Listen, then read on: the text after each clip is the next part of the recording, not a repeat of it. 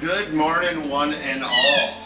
Only a fool would believe that history never repeats itself.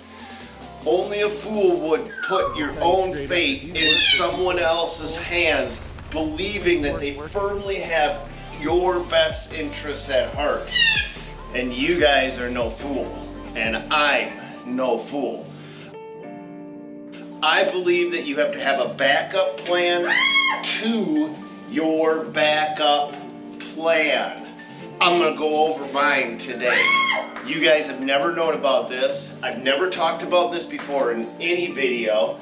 This is a side of me that you're like, oh, Dirt Monkey's going crazy. No, this is a side of me that has always been there, but I've never shown it because a good backup plan, the best backup plan, you never reveal.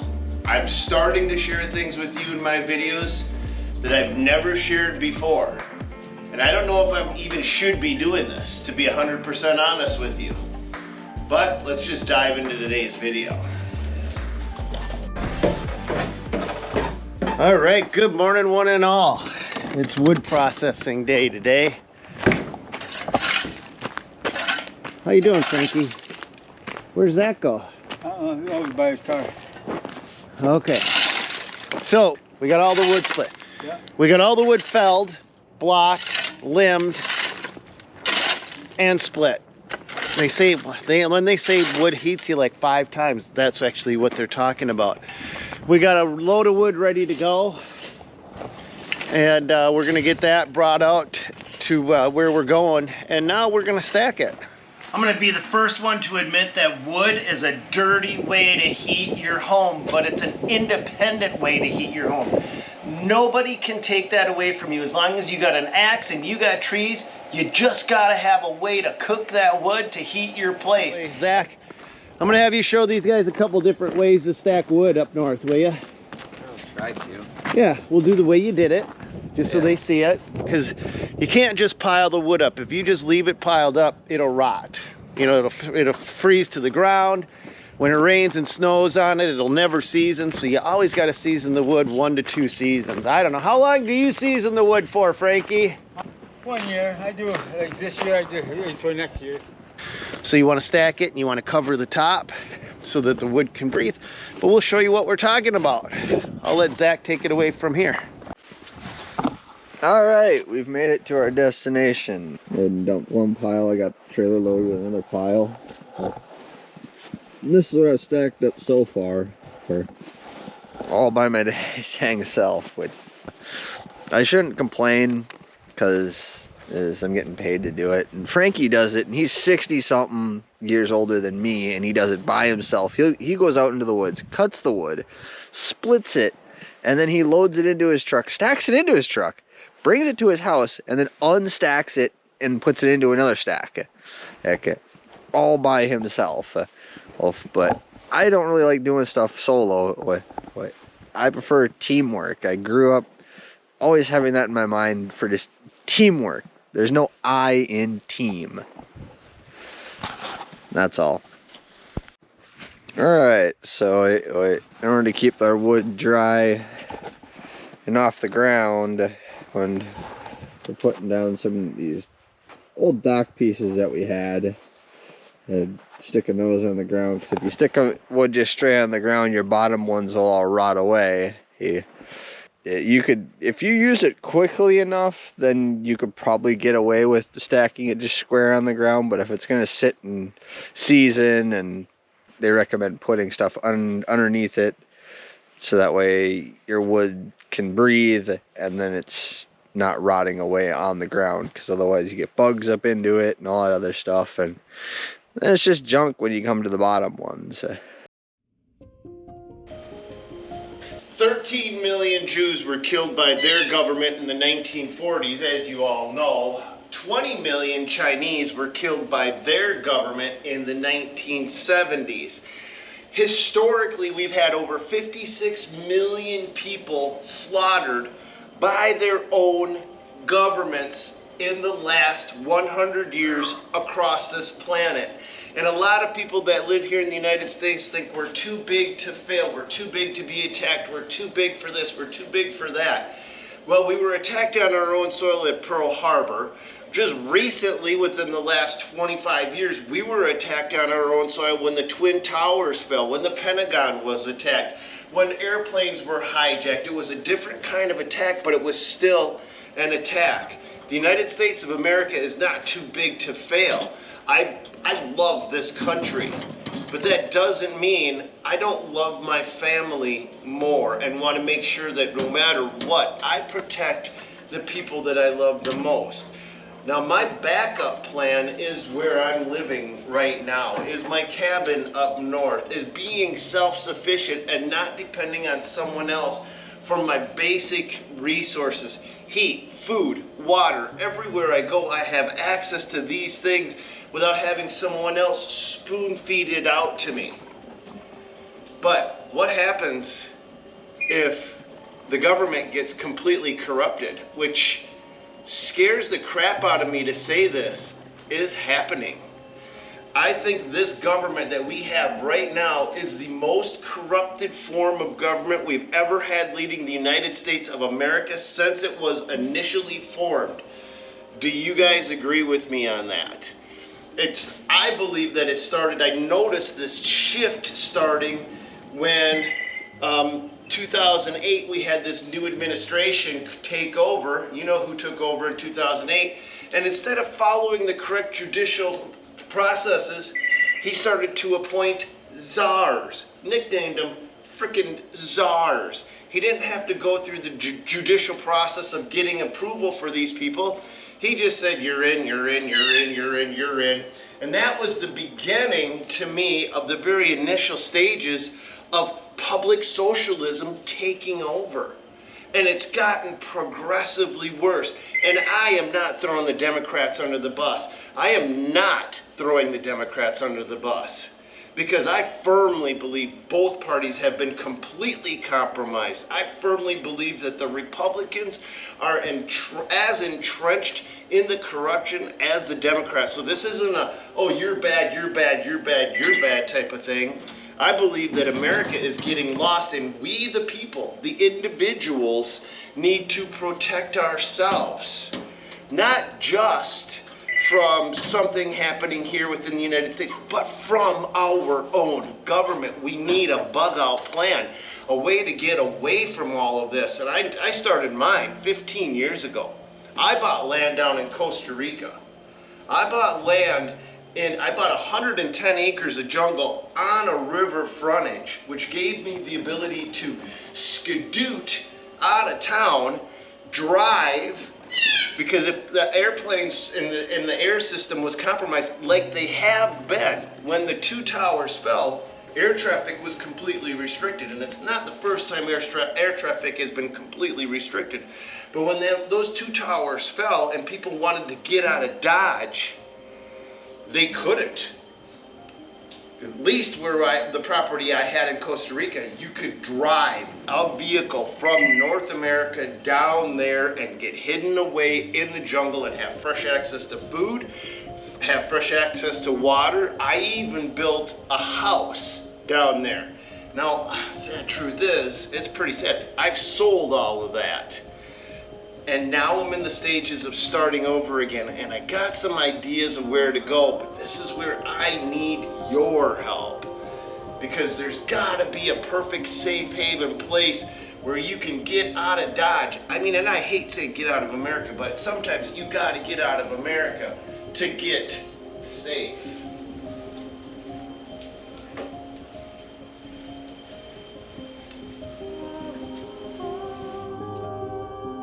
All right, good morning, everybody. Yeah, another beautiful day up here at the northern cabin.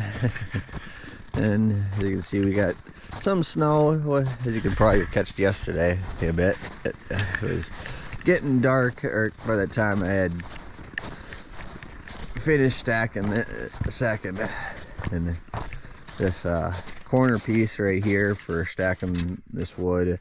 And I'm going to use this pile right here to stack up nice and neat right here. Wrangler Star does like the circle one, and so I'm gonna attempt to try that right here to make it look nice and do a different style of stacking wood other than just snacking it up normally like this. Try a different way. So I'm gonna attempt that after I get this all cleared out, so I have room here, and then I'm gonna use this pile right here to stack up here. So just sit back and enjoy. They'll throw some music on or whatever, because I'm gonna throw it on a time lapse and just go to work. So up north, this is my bug out shelter. I have a hand pump well, and I have a lake. I have ammunition. I've got 140 acres that I can go hunting on. But it's still in the United States of America. And as much as I love the United States of America, I do not trust our government in any way, shape, or form. I don't feel they have our best interests at heart. I worry about what I see happening, and I'd like to find someplace outside of America that a person could go and find a safe haven. So if you have any recommendations outside of America where you can go and be safe, I'm all ears. All right, so we've gotten all this stacked up. Got 2 corner ends made, so that way everything will hold itself together. This one took a little time because it's sitting on a little bit of an angle. Like everything from literally up where those logs are up there starts sloping straight down to the lake. So it is very hard to have anything flat at all here until you get down towards the lake. Then it evens out, and then it goes back to being sloped again. You had to pick the slopiest cabin stand, didn't you? I found the least slopey part, and this is where I'm gonna try and build this circle thing that Wrangler Star is. I had to look the video up last night, and then I had to look it up a little bit just a bit ago, just to figure out what my diameter is. He says to measure out 5 feet from your center point, which is this stake right here, and then I've measured out onto this rope up to this knot right here. And then I'm gonna etch out a circle, so that way you get your perfect circle, and then go about stacking it up the way he showed it in the video. It's just first time doing this, so you'll be learning this together. If anybody else has any other suggestions or knows something that I don't know, put it down in the comments, because I don't know, Stan probably doesn't know, and other people around the world probably does not know what you know. We have the collective of the internet these days, and the collective of society. Have everyone learn from someone else's experience that can teach somebody else to do something else, if that makes any sense. So, all right, I've been rambling. I need to get to work. So you're just gonna sit on a time lapse and call it a day. Let me ask you guys something. Is it crazy to want to be self-sufficient? Is it crazy to not want to put your fate in someone else's hands? To not just blindly trust that somebody else is going to have your best interests at heart? Is that really that crazy? Now, I have my self-sufficient plan here in the United States, and it's coming together pretty good. And I had it in Costa Rica, and I chose Costa Rica very strategically. And I'm going to share with you exactly why I chose Costa Rica. There was a number of things that drew me to that country, from its infrastructure to its education to its military, but there's a number of deficiencies in that country as well. So there's reasons why I left. All right, so you want to start with some of your flatter pieces up here, and just keep going around in a circle. Then some of your bigger pieces here, you want to set down here, because we're on a bit of a slope, so that way it sits and evens itself out. Because Costa Rica is reachable by land from the United States. So if I ever needed to bug out, I could drive all the way down to my facility in case there were no airplanes running. With 140 acres of land, it was right on a river frontage. I had access to free, drinkable water. I had enough land that I could hunt, that I could set up my own system, and that I could live independently. So this concept that I'm talking to you about as a place to bug out to is not new.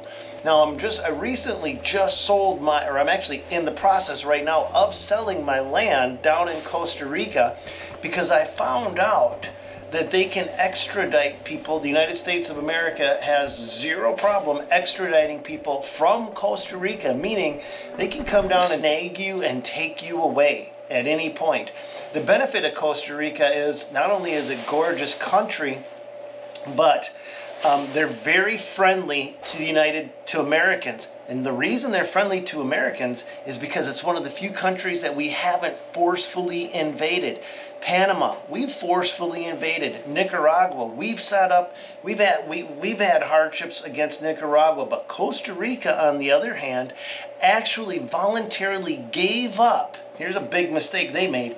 They voluntarily gave up their own military in exchange for the United States of America providing them worldwide protection. What the Costa Ricans or the Ticos have done since then is taken all that money that they would have invested into their military, and they invested it into the education of their citizens. So they have one of the highest literacy rates of anywhere in the world. Costa Rica is an amazing, friendly place, and I may end up reinvesting back down in there. But there's a different place that I was looking at going just for the sake of exploring this great big world, and that's the Philippines. So let's talk about that in just a minute.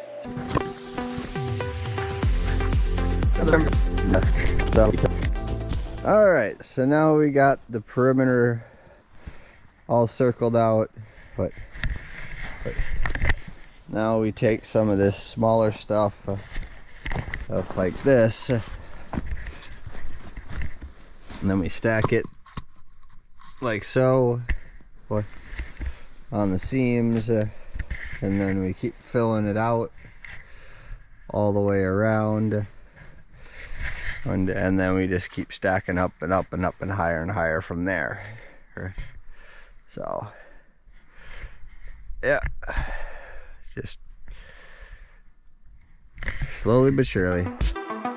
So I originally got interested in the Philippines because of my Uber driver. He lived there but moved to the United States just to make a bunch of money so he could move back to the Philippines and live like a king. He says you can't make money there, but you can buy a mansion on the ocean for $100,000 and have a live-in cook and maid for $200 a month. All right, an important aspect to also keep in mind when you are stacking this up is you need to make sure when you stack it, you got to put a log on the seams and then fill in between it.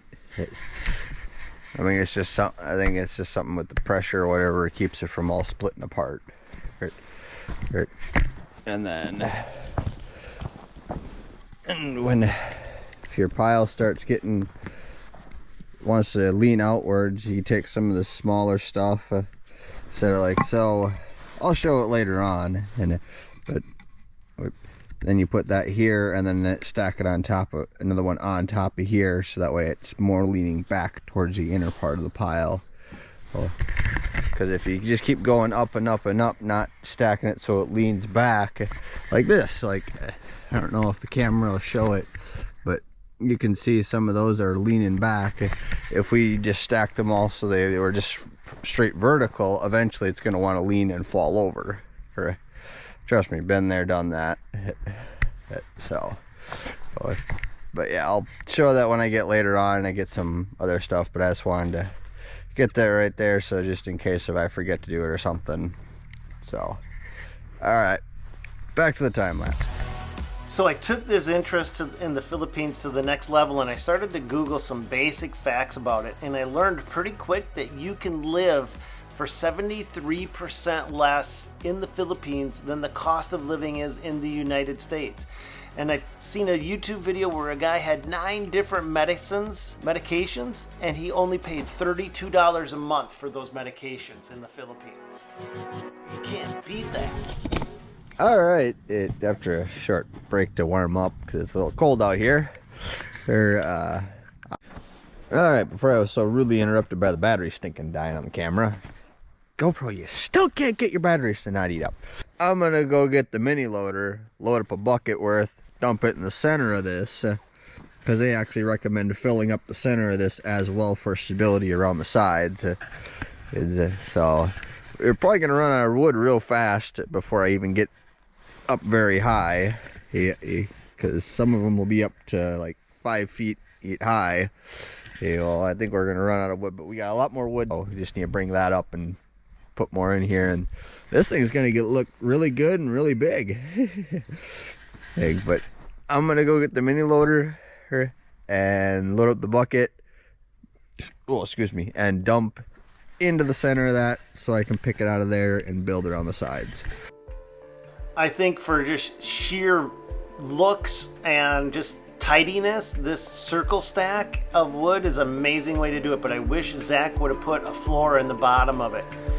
He forgot to put the pallets down in the center, so that bottom wood is going to be sacrificed, unfortunately. But the good part is, in lieu of that, in this area, it's super sandy and it is on a slope, so there shouldn't be a whole lot of water just sitting there.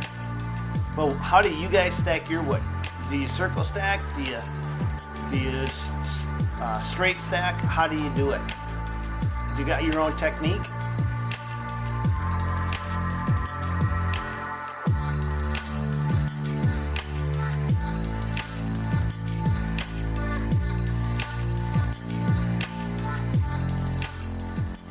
You guys see that cast mini loader in the background? That has become our favorite go-to tool. We love that mini loader. And I would have never thought that, I mean, it's so small, but that thing is so, I just love that mini loader. I could not maintain this property without that machine. We use it for everything from moving couches and furniture, to setting beams and roofs, to stacking wood, to carrying out brush.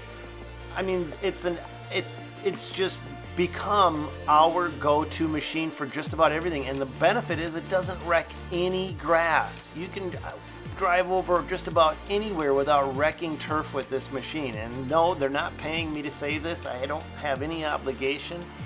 I just legitimately love this freaking little machine.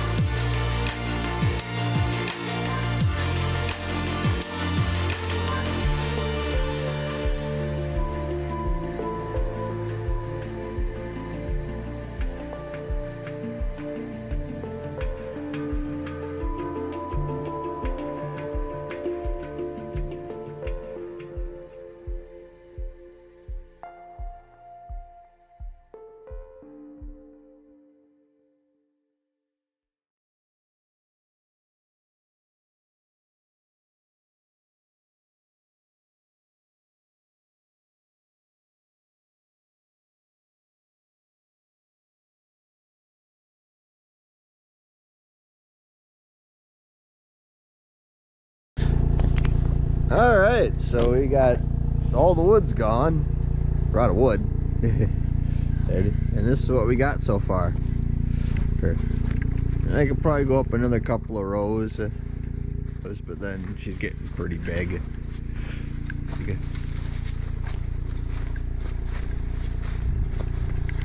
But yeah, that's how you make a, what the heck is it? Holzhausen is what I've found on the internet when I looked up these things. It's something German. So what you do, you make a circle, and then when she starts leaning back and stuff, you put these little pieces in, and then you get them to tip back up.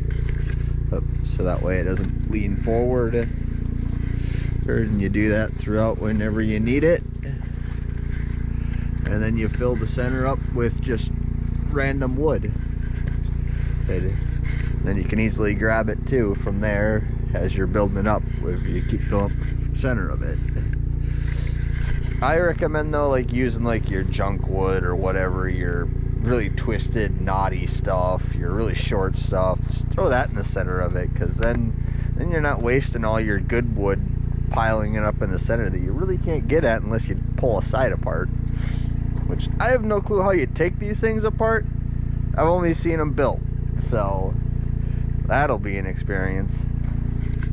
But alright, that's it for today. Yeah. Got all this wood stacked up and whatnot. Gotta do a little bit of cleanup on the ground, and then I don't know, I gotta bring the trailer back. We got snow coming, so I still got a long list of things to do, but you guys go see something else, and then Stan will put in something whatever right here. So I leave it over to you and Stan and Danny. You know, I had a guy call me crazy to my face because of my backup plan to my backup plan. Do you guys think it's that crazy? And if I don't care if you do or you don't. That's fine. I just don't care anymore.